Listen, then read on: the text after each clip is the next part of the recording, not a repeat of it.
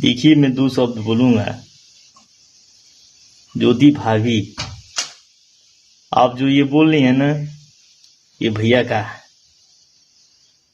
इज्जत नीलाम करा रही हैं, ठीक है ना।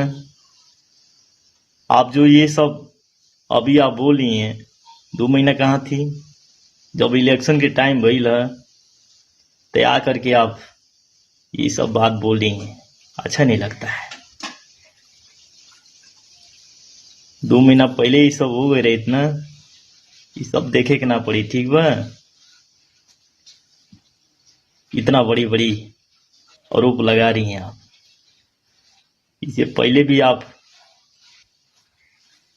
ये सब मामला की सलट कर लिए होते, सब नहीं देखना पड़ता है। तो हम ये कहब कि आप सब